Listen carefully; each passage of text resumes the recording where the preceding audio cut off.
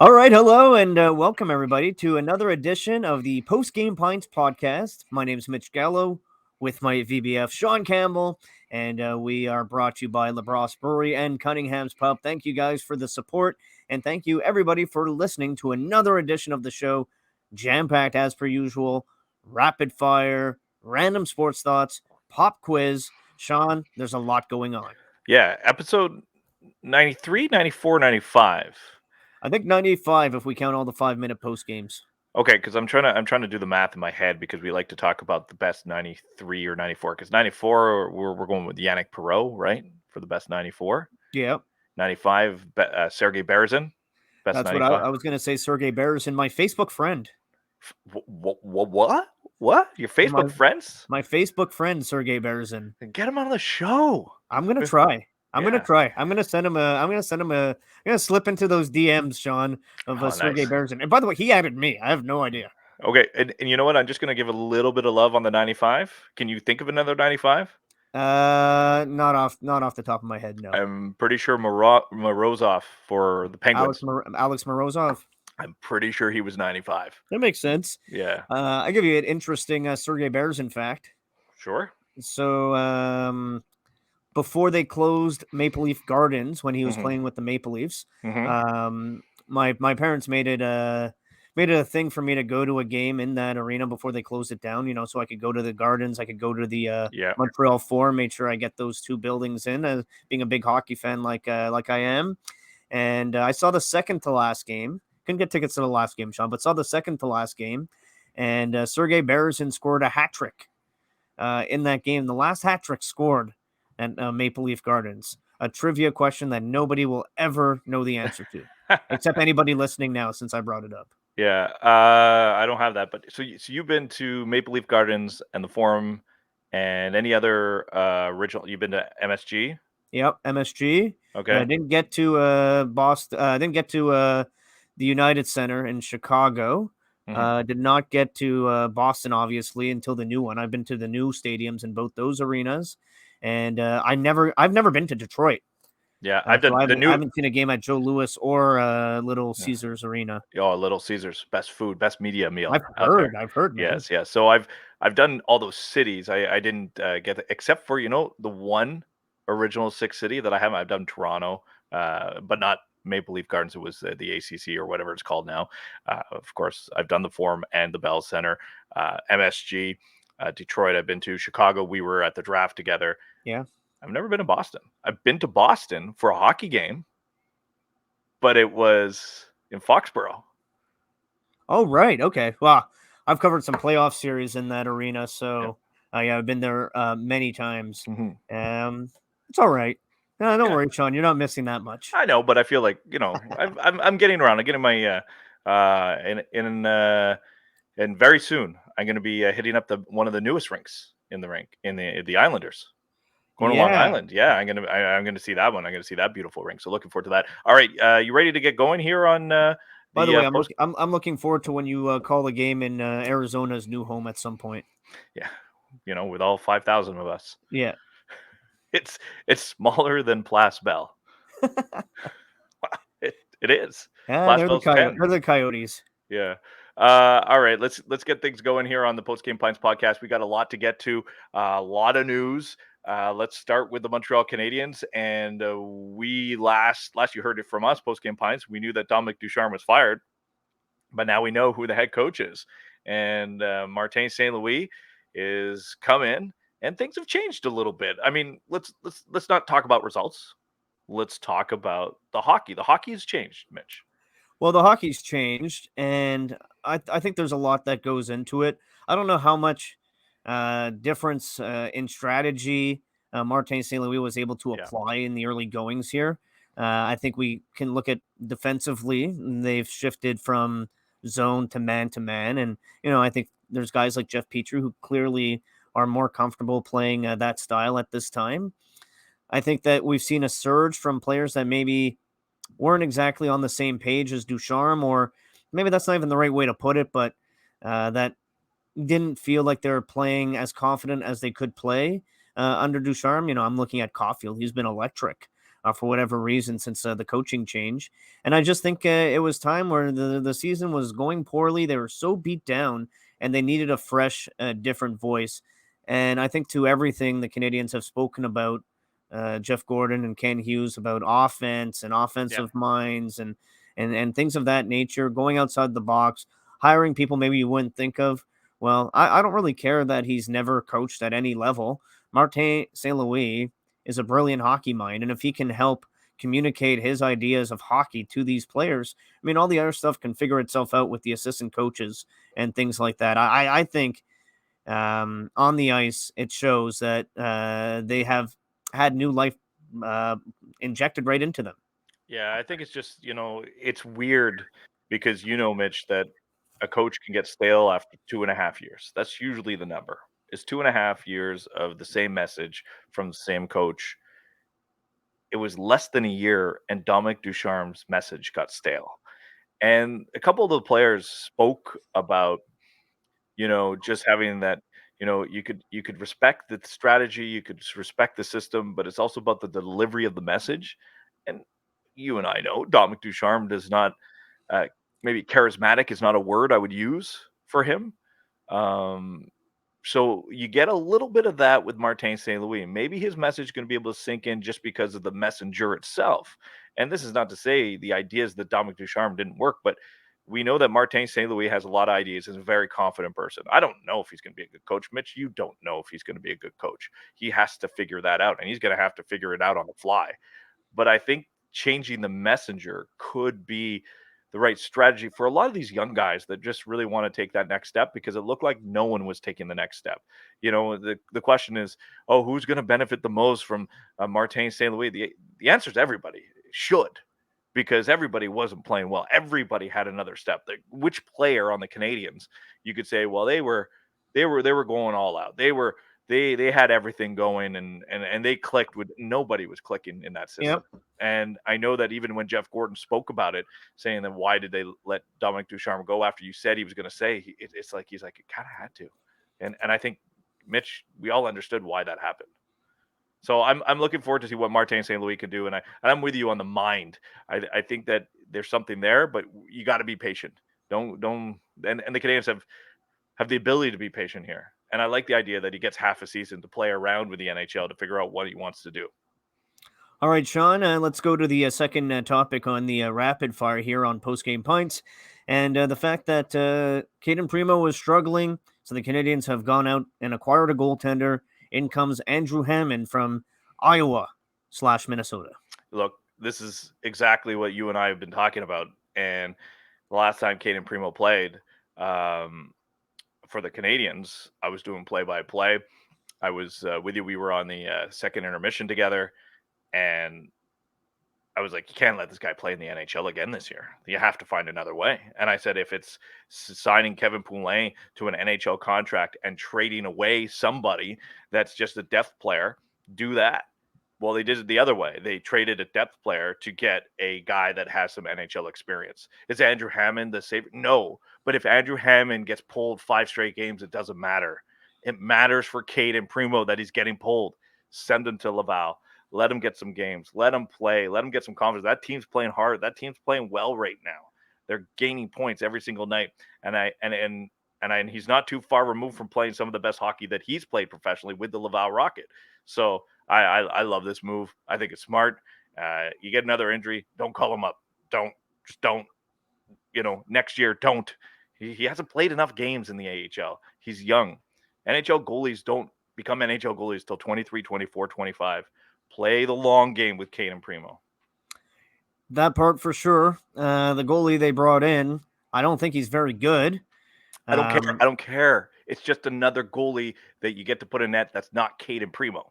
Yeah, he's career minor leaguer for the most part. 56 games of NHL experience before the trade for Andrew Hammond, surprisingly, Sean, because of his good run early on in Ottawa, able to post a career save percentage in the NHL of a 926. Take it. He was involved in the Matt Duchene deal from Colorado to Ottawa many years ago, but has since just kind of bounced around in the American Hockey League. Last played before getting to Montreal in 2018, so it's been a while. But you know, I don't want to. I'll just say he's a sacrificial lamb. Like they'll throw him to the wolves and really not care if he gets lit up on a night to night basis, because you don't have to worry about his future with the team or what he is as a goalie. Where I think you're right. With Primo, all signs indicate that Laval is not just the better spot right now, but the better spot for the remainder of the season. Yeah. So to me, I didn't even care which goalie they got. I just wanted them to get a goalie that's played in the NHL before, and that's exactly what they got. So I don't think there's anything to this. The what they're doing this, they're losing a depth guy that I'll tell you, Laval Rocket could use, but at the same time, it doesn't really matter in the big scheme of things. He wasn't going to be with the Canadians. He's a minor league guy, Brandon Baddock. He's going to go to Minnesota, and they get a goalie that's going to play instead of Primo. That was the purpose of the trade. That's the only sole purpose. It's about longevity for Primo in the years to come. All right, the third topic, trade deadline, still not there yet, just over a month away, Mitch. But Canadians fans are looking at that and circling it, thinking that that's where all the big change is going to come.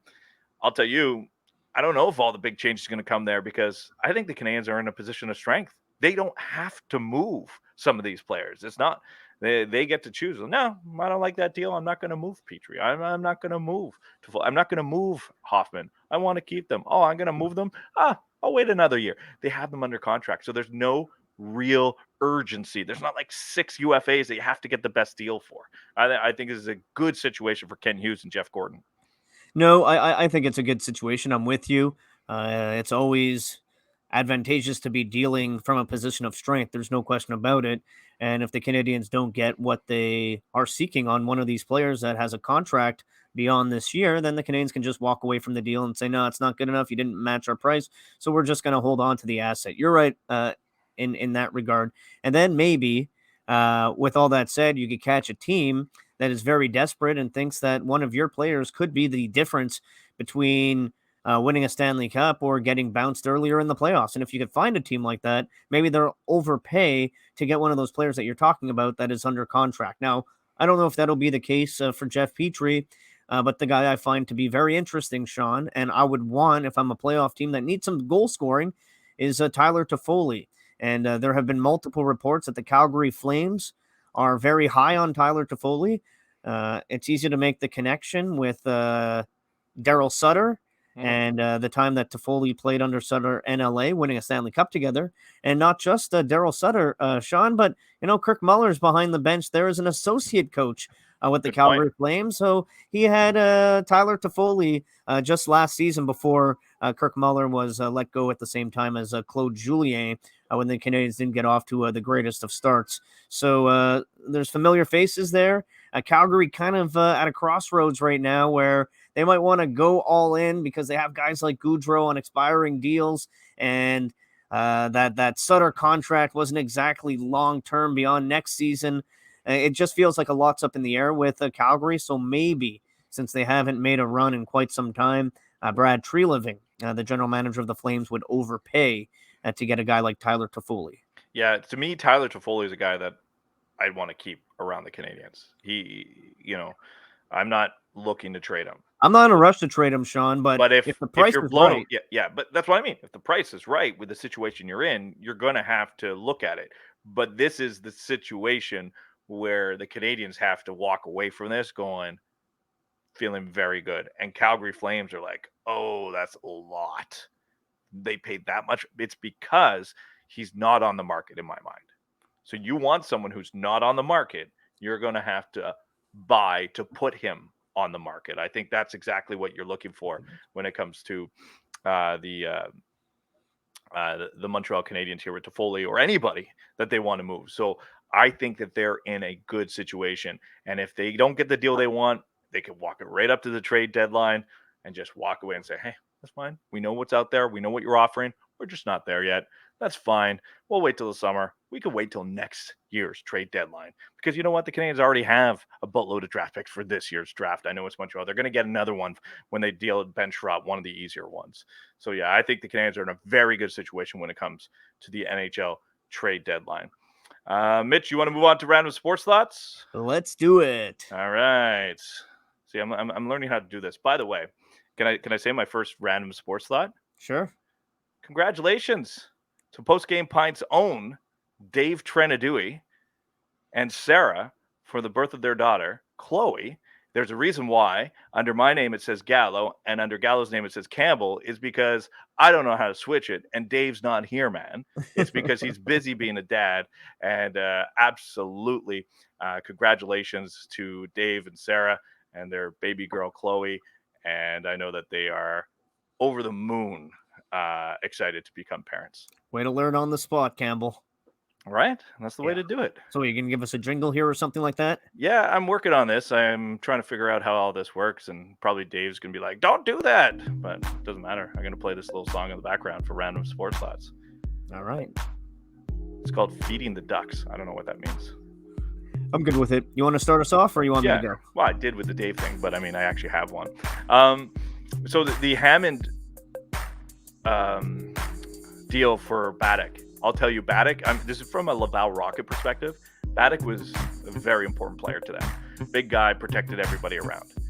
But if Michael Pezzetta can't find a home with the Canadians down the stretch here, now that he's been healthy scratched, then it doesn't matter. Pezzetta's better than Baddock, and Pezzetta will do more for the Laval Rocket down the stretch if they go on a playoff run. So the trade is so meaningless, even if you want to take it from the Laval Rocket perspective. Yeah, I'm with you there, by the way. And I like this tune. Yeah. I don't even know if it's too loud, so I apologize if it's too loud. I don't know how to handle the volume. That's all right. Background music. Oh, wait. Oh, yeah. There you go. That's better. Little more. Oh, perfect. Stop. Okay. Right there. Perfect. See? That's learning. a sweet spot. Learning on the fly. All right, my first random sports thought, Sean. So in baseball, the National League is going to now have the DH rule like the American League. So I'm just wondering, why call them National League and American League when they're the same league now? I always liked how the two leagues didn't play each other.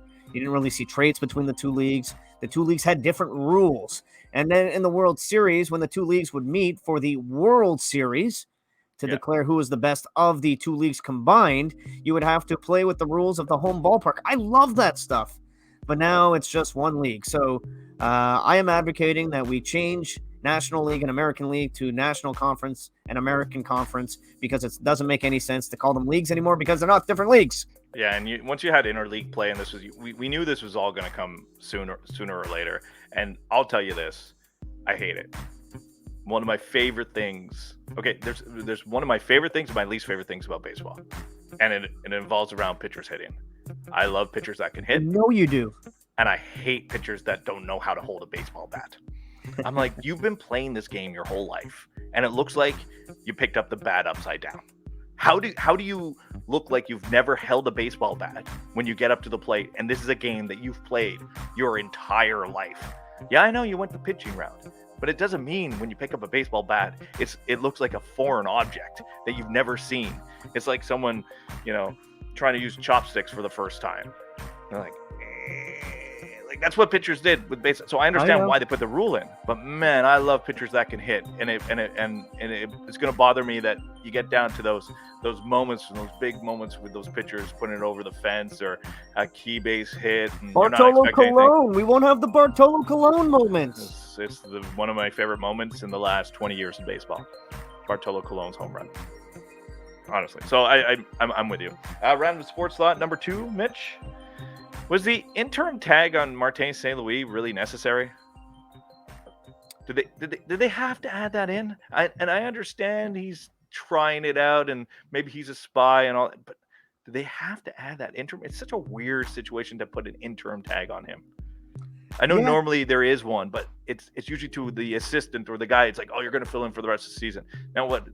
At the end of the year, they're going to go get another coach? Oh, come on. Well, they might. It's his job. I know, but it's his job. It's his job. They didn't have to give him the interim tag. They could have just called him head coach and said he has a contract for the remainder of the season. That's kind of what it is. Yeah, I'm with you there, but I'll call him interim coach if that's what they want to call him. I'm fine with it. I have a tough time. I usually just say head coach now, just because I'm like, does it really matter? Oh, here's the thing. I noticed you, Mitch. Yeah. Are you on the Martin or the Marty? Martin. Same page. Martin St. Louis. My second random sports thought, Sean, is that in sports, one moment can define you, both bad or good. And I say this thinking about Andrew Hammond. Anytime I hear Andrew Hammond, I will think about him ducking out of the way of a PK Subban slap shot in the playoffs. One one moment can define a player.